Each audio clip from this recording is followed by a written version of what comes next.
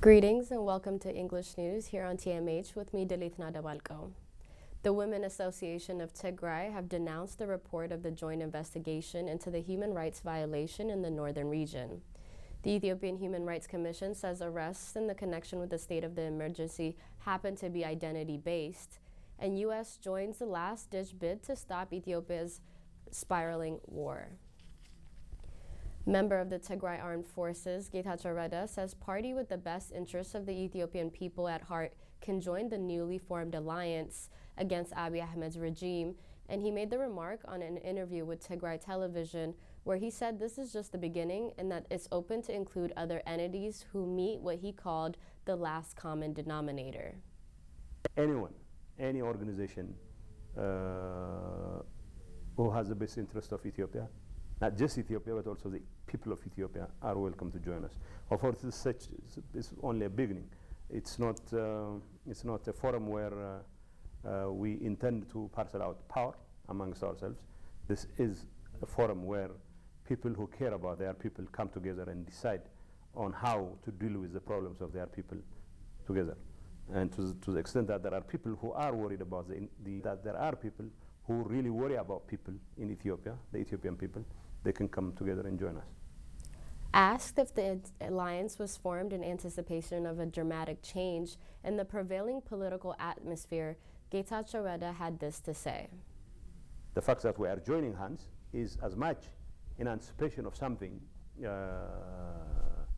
around the corner, as much as it is in anticipation of the need for our organized efforts to bring about that change itself. So it's not just about expectation of that change that brought us together, but also the fact that we need to bring about that change that brought us together.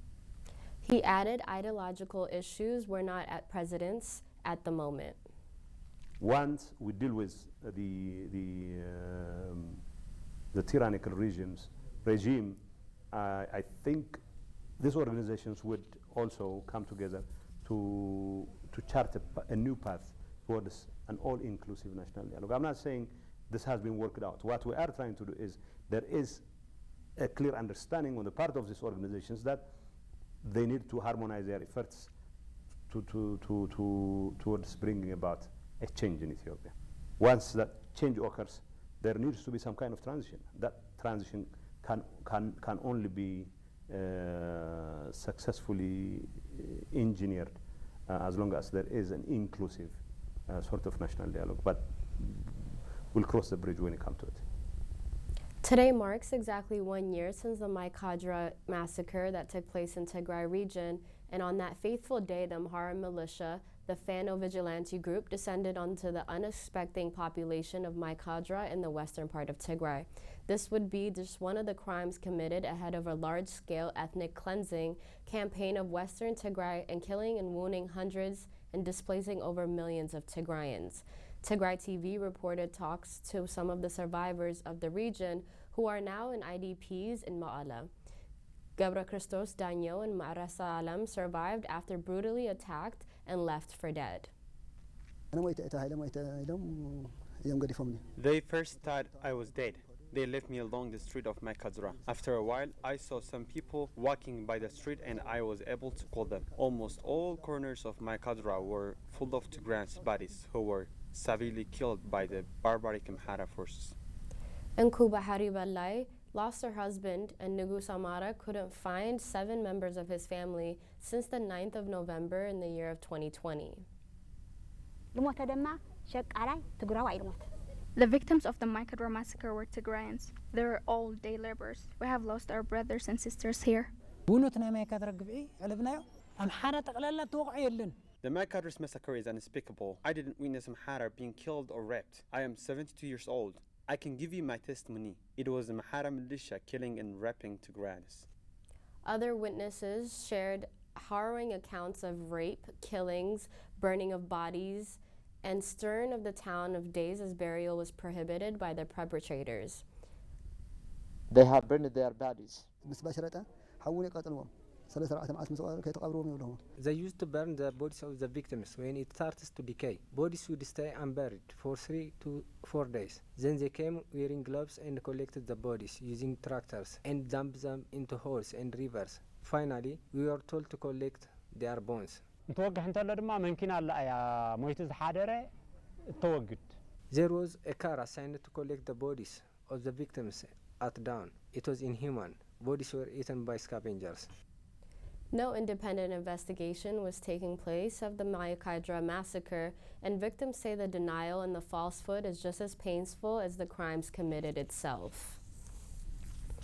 The women of Tigray denounced the report of the joint investigation into the human rights violations in Tigray, and the association said in a statement that the findings do not reflect the situations on the ground, therefore fails to bring the justice for the victims.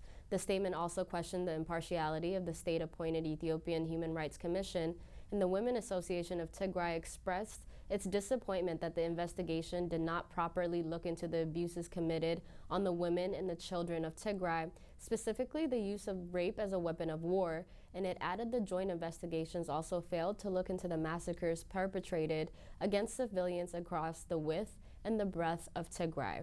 In a related news, 3 opposition parties of Tigray have categorically rejected OHCHR and EHRC's report. In a joint statement on yesterday regarding the joint report, Salsai Wayana Tigray, National Congress of Great Tigray, and the Tigray Independent Party said that they found the report to be lacking all qualities of standard, comprehensible, and versatile, credible investigation into violations of human rights and international humanitarian law. Rounding up the incarcerations of Tigrayans in Addis Ababa and other parts of Ethiopia said to be identity-based and includes mothers with children as well as elderly. The Ethiopian Human Rights Commission says arrests in the connection with the state of emergency appear to be identity-based, and in a statement released yesterday, the Commission said that it is worried about the handling of the people detained in different parts of the cities of Ethiopia.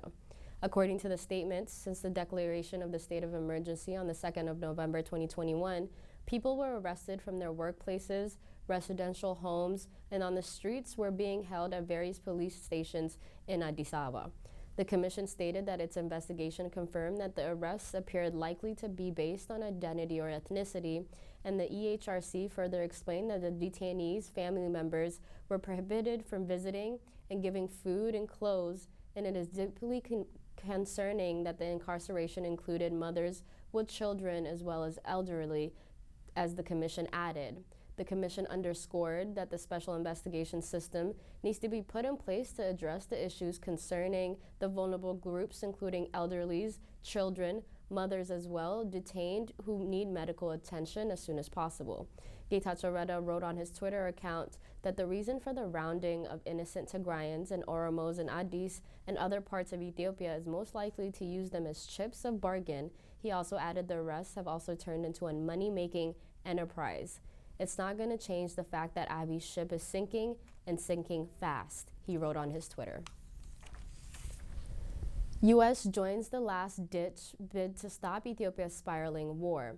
Diplomats were scrambling on Tuesday for a peaceful resolution to conflict that is putting hundreds of thousands of civilians' lives at risk, and the war between Prime Minister Abiy Ahmed's government and the Tigray Armed Forces that started a year ago has escalated and is now threatening Abiy's hold on power, with a coalition of opposition groups advancing into the capital of Addis Ababa.